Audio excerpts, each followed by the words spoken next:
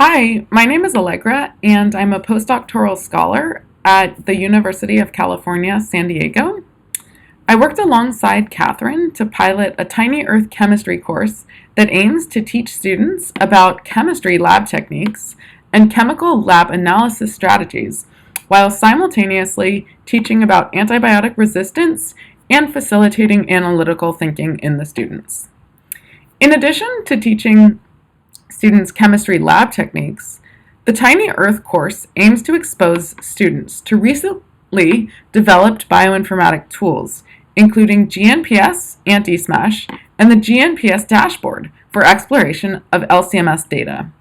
Excitingly, students gain familiarity with the GNPS dashboard in an exercise that explores LC-MS data for a mixture of antibiotics. Then, Tiny Earth students use the GNPS dashboard to explore real data from Tiny Earth culture extracts. In this video, I will show you the activity that I've used with students in the Tiny Earth chemistry class. This activity builds upon the exercise described by Catherine and uses the GNPS dashboard to explore LC-MS data for a Tiny Earth culture extract sample.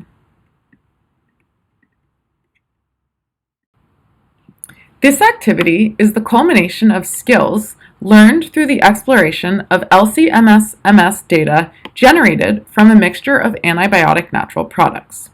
Before embarking on this activity that I'll show now, students gain familiarity with molecular formula determination and with the concepts of conjugate bases and acids, molecular ions, and exact mass determination.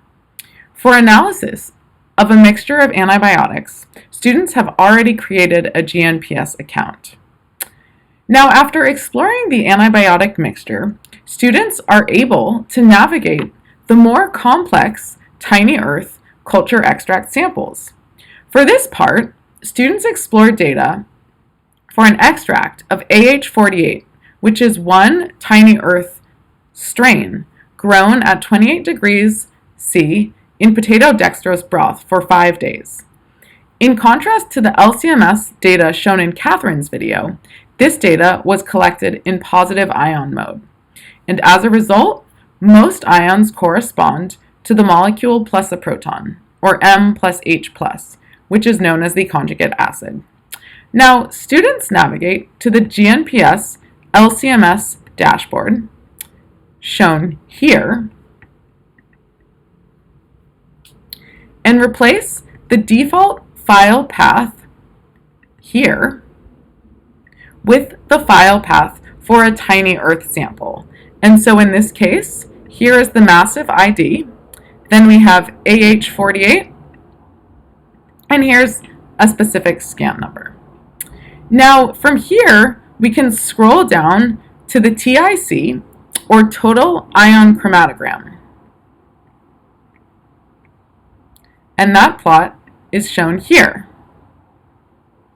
The TIC acquaints students with the first two dimensions of the data: retention time along the x-axis and total ion counts along the y-axis. And students can quickly recognize that each peak in the plot corresponds to some compound or multiple compounds in their mixture. Now, the TIC for the crude extract is somewhat overwhelming, and so we teach students that it is possible to look at the XIC, or the extracted ion chromatogram, in order to go fishing for molecules that might be in there. We use an example that's present in AH48 culture extracts to see how this works. And for the students, we call this molecule M. Now, molecule M has the molecular formula C49H76N12O14.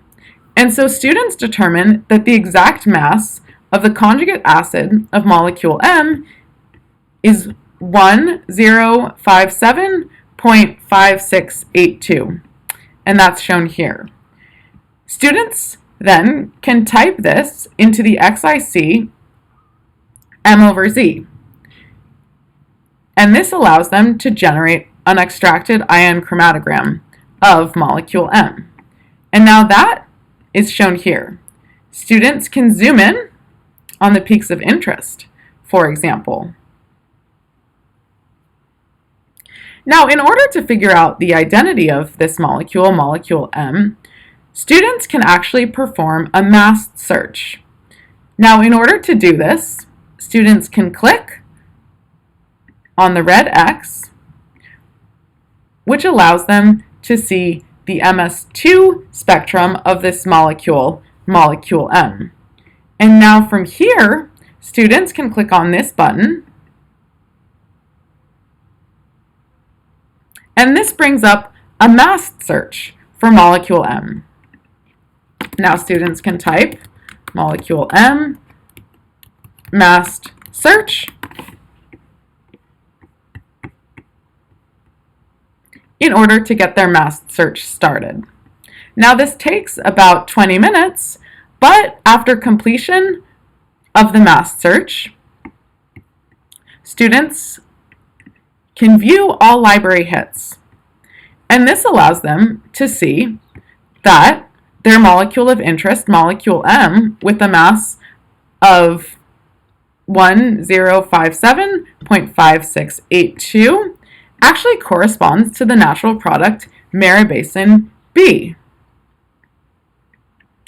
And so this is just an introduction of how the GNPS dashboard can be used in an educational setting to explore data from complex culture extracts. Students can see they can go from very complex extracts to finding a molecule in those extracts, such as Maribasin B.